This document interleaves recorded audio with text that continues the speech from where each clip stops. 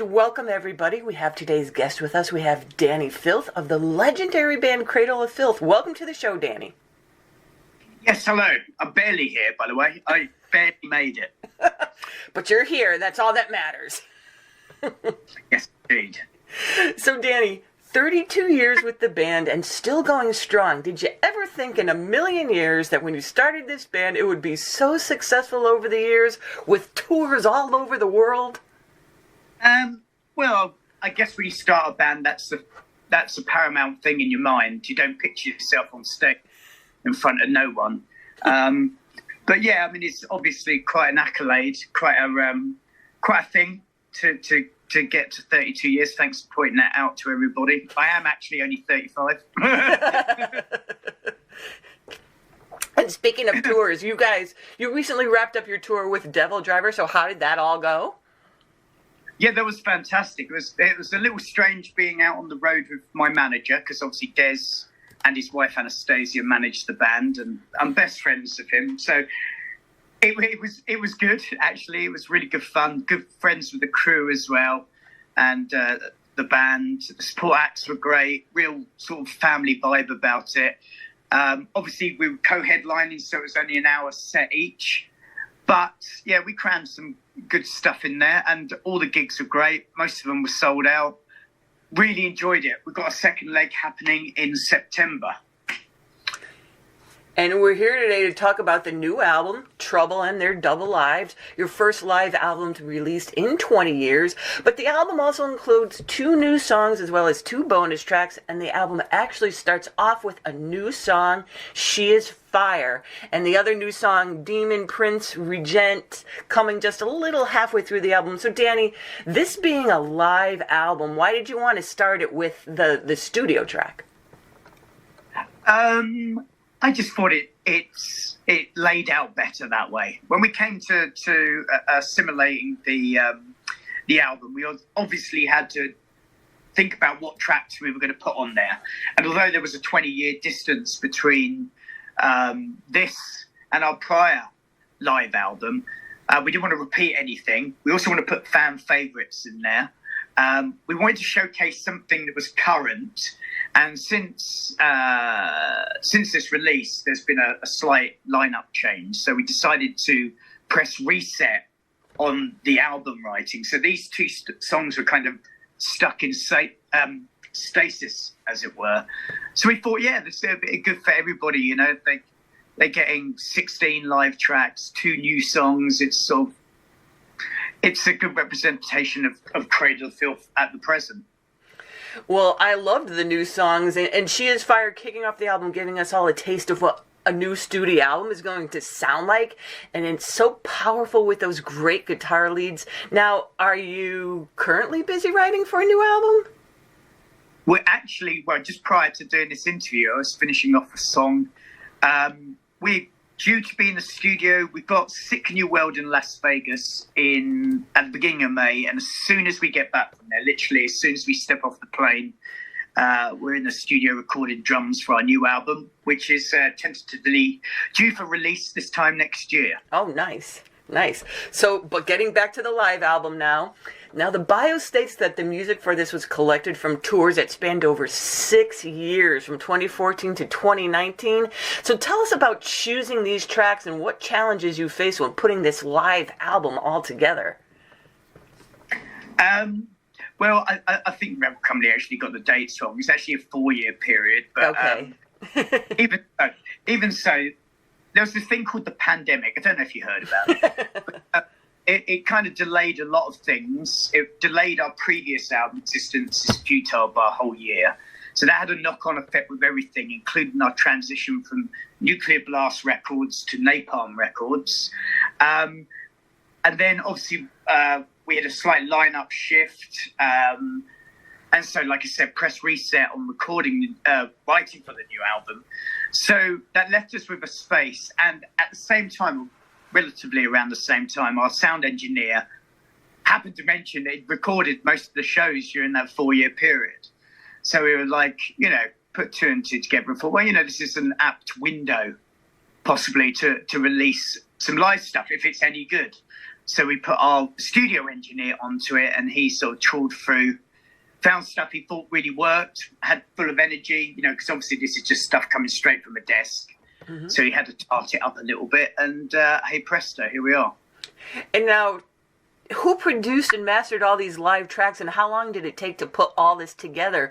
Because there are, like you said, 18 songs on this, and that seems like a rather daunting task. And he did a great job because he mixed in just the right amount of banter and clapping. Sometimes some of these live albums go on and on and on and on and on with all the clapping, you know. It's like, where's the music? But they just seem to get the balance just right, Danny. Well, yeah, obviously, with 18 songs, you're literally falling off the edge of the CD. So we had to be careful with that in mind. Yeah, Scott Atkins, he's our resident studio engineer. He's done our past, well, yeah, they are quite fast, past 5 studio albums, both my Devilment albums as well. And he's producing a new album, funnily enough. So we get on quite well with him, as you can tell. And I literally do not envy his task there, because he did have an unenviable task of looking through, you know, countless shows. Probably, I don't know, 100 shows. I'm sure he didn't. I'm sure he whittled it down. In fact, I'm pretty sure he only picked from about, 16 shows or whatever. And those are the songs. But yeah, I wouldn't have fancied having that task myself. And then I want to add that you do have those 2 bonus tracks on the album as well. You Will Know the Lion by His Claw and The Death of Love. So tell us about the significance of these 2 songs and why you chose them as your bonus tracks.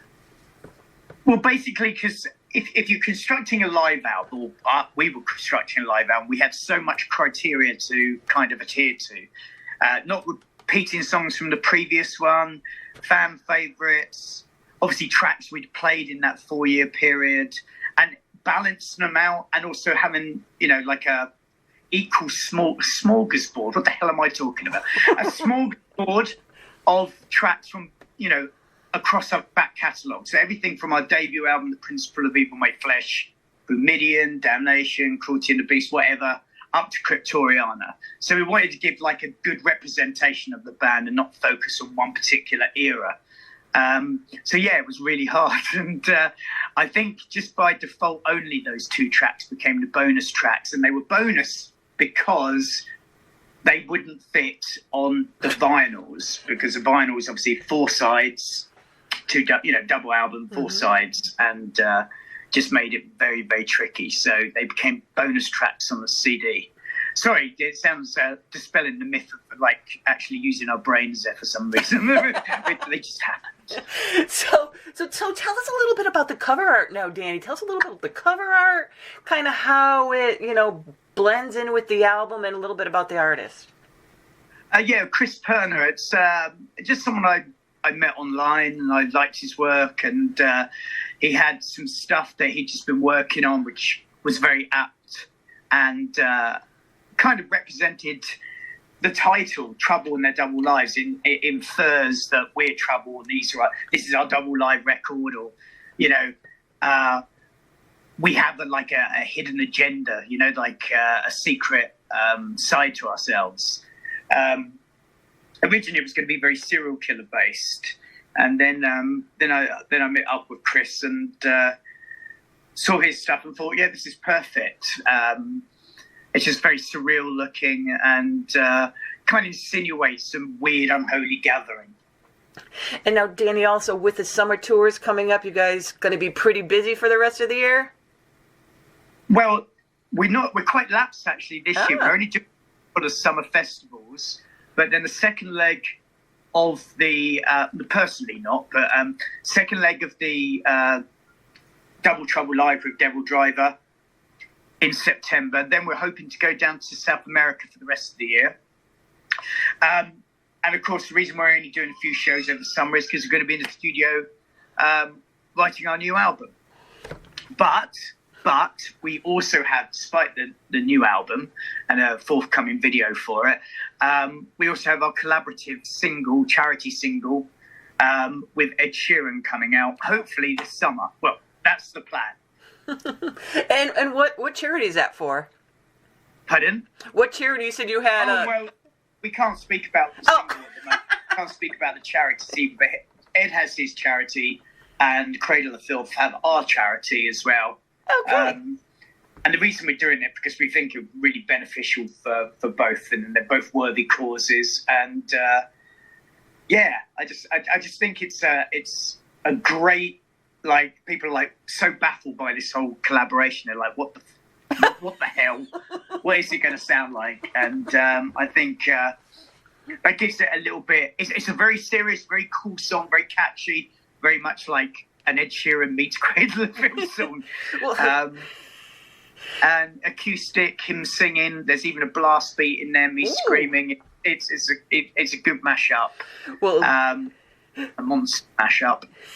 And I want people to hear it, but I'd like for it to get outside the box as well. Mm-hmm. Because, like I said, I want it to benefit charity at the same time. And I think it will be a novelty to some people, but it's not a novelty single. It's not like, a comedy duo thing or something like that. It's deadly serious.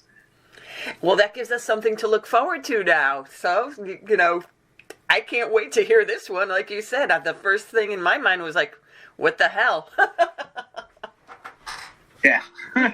So Danny, if people want to learn more about the band, find out when that single is coming out with Ed Sheeran or anything else, what are like the best sites, the websites that they could go to keep up to date on Cradle of Filth? Well, we're so medieval in our ways. We only use harrier pigeons now. Seriously, no. Facebook, Cradle of Filth, obviously. Mm-hmm. Dani Filth, and Instagram, Dani Filth Official, and the same applies to Cradle of Filth as well. They're the best things, really. And from there, you can just hop onto, our private sites and our merch page and whatever. Well, there you guys have it. Cradle of Filth have a new album called Trouble and their double lives off of Napalm Records, packed with fan favorites performed live. You can pick it up now. And Danny, thank you for taking the time to tell us a little bit about the new album, and we wish you and the band all the best. My pleasure, and thank you.